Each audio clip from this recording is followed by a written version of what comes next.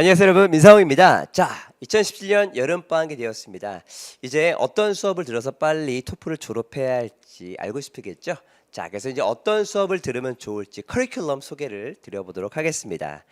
우선 커리큘럼 소개를 드리기 전에 제가 한번 매슬로우의 욕구 5단계 이론을 한번 보여드릴게요. 자, 많이들 아는 얘기인데요.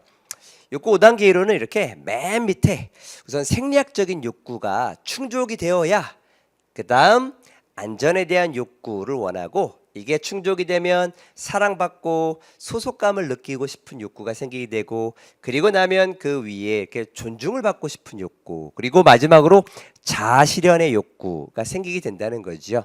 이런 식으로 욕구도 5단계에 걸쳐서 이루어지는 것처럼 영어학습 단계에도요, 이렇게 아래서부터 올라가는 게 필요한데요. 가장 먼저 어휘를 공부하셔야겠습니다. 그리고 나서 문법을 공부하고, 그 위에 독해를 배우고, 그 위에 듣기를 한 후, 그리고 나서 자, 쓰기 말하기를 하는 거예요. 그러니까 무턱대고 쓰기가 잘 안 된다고 그냥 에세이부터 무작정 쓴다는 거, 이거 좋은 방법은 아니라는 거죠. 그렇다면 저희 수업도 역시 그러면 어떤 단계를 밟아가면서 들어야 되느냐 하면요, 가장 먼저 60 플러스 자 스타트 라이팅을 들으면 가장 적절한데, 영어를 이제 말 그대로 손 놨다 하시는 분들, 나 뭐 공대다 보니까 예체능 계다 보니까 영어 손 놓은 지 꽤 됐어 하는 분들, 자, 요 강의 듣는 건데요. 제가 쓴 요 스타트 라이팅이라는 책을 가지고 아주 쉽게 설명을 합니다. 쉬운 문법을 설명하는 단계인데요. 가령 Grammar for Writing이라고 해서 58페이지에서 수일치 관련된 걸 배웁니다. 그래서 이런 걸 배우는 거예요. 사실 문법 책에 수일치 그다음에 주어 동사일치 굉장히 많습니다. 그런 거 다 버리고 이렇게 토플 에세이에서만 필요한 그런 문법을 배우는 수업입니다. 그리고 나면요, 인강 70 플러스 라이팅을 배우게 되는데, 이건 어떤 수업이냐면 토플 에세이와의 첫 만남입니다. 그래, 기본 구조, 에세이 쓰는 방법을 배우는 수업인데요. 언어에 따른 글 전개 방식이라고 해서 캐플라인이라는 언어학자가 이렇게 분석을 해봤는데요. 영어권 하자들은 요점에 바로 들어가는 두 갈식을 취한다고 합니다. 그 다음 서미틱, 유대인들은 글쓰기 방식이 이렇게 A에서 B로 갔다, B에서 C로 갔다, C에서 D로 갔다, 이런 식으로 지그재그 방식으로 글을 쓴대요.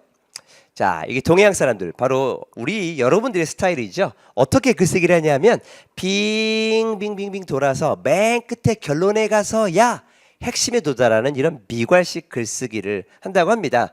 근데 여러분들, 여러분의 글을 채점하는 사람들은 바로 저 사람들, 즉 평생 글을 두괄식으로 쓴 걸 보던 사람들이 이렇게 미괄식으로 쓴 걸 보면 당연히 난해하고 이해가 잘 안 되겠죠. 그래서 저희는요, 이 70 플러스 라이팅에서 이렇게 동양 글쓰기가 어떻게 해야 서양 글쓰기가 될 수 있는지, 영어식 글쓰기가 될 수 있는지 그걸 배우도록 하겠습니다. 그 다음 인강 80 플러스 라이팅에서는요, 템플릿을 본격적으로 학습하는 수업입니다. 그래서 가령 사회변화 템플릿을 배우게 되면, 자, 이게 템플릿 원본인데요, 이 하얀색 부분에다가 요 노란색 한글 또는 빈칸 부분이 있죠. 그거를 문제 포인트에 맞게 쏙쏙쏙 넣어서 에세이를 완성하는 그런 걸 배우는 수업입니다.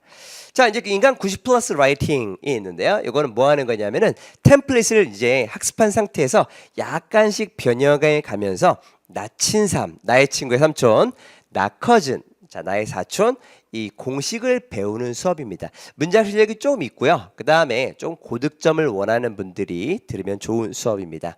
그래서 여기 이제 나 친삼, 나엔트 쓰는 방법입니다. 가령 이런 거예요. 어린 학생 아이들은 필수로 미술음악을 공부해야 돼. 과학, 수학에다가, 자, 요거에 대해서 동의를 한번 해볼게요. 그래서 스트레스 해소 공식, 자, 어떻게 하는 거냐면 이런 원리예요. 나 친삼, 미술 음악이 없는 학교에 다니는 거예요. 나와 반대 상황입니다. 그래서 안 좋은 결과가 벌어져요. 힘든 공부로 스트레스가 증가해. 그 다음 나엔트는 나와 같은 쪽 선택 상황입니다. 미술 음악도 가르치는 학교에 다녔어요.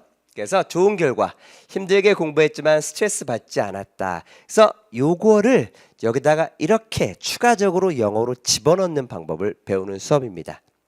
마지막으로 인강 100 플러스 라이팅은 뭐 하는 거냐면요.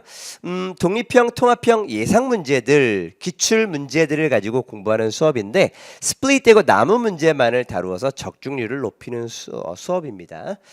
스플릿되고 나무 문제란 뭐냐면 이런 거예요. 자, 예를 들어 설명하면 2008년도 통합형 요런 문제가 나왔고요.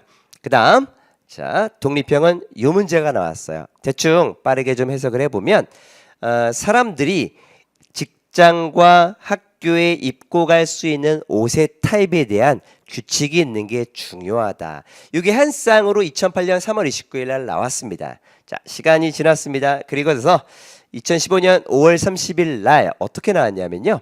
통합형이 그대로 나왔어요. 이게 훅이 탔다라는 건데 요 경우 동일한 문제가 나옵니다. 하나도 안 바뀌고요. 그런데 자, 이 문제는 안 나왔어요. 2015년 5월 30일 날. 그러면 요거를 뭐라고 하냐면 스플릿되고 나무 문제고 자, 시간이 흘렀습니다. 2015년 8월 30일 날 바로 동일한 문제가 나왔습니다. 즉 스플릿되었다는 건 앞으로 곧 나올 가능성이 있다는 건데 그런 문제만을 골라서 공부하는 수업이 바로 100 플러스 수업이라는 거죠. 그래서 이렇게 여러분들 단계를 잘 밟아 오셔서 자 이제 유학 갈 수 있는 점수를 꼭 확보하셨으면 좋겠습니다. 네, 감사합니다.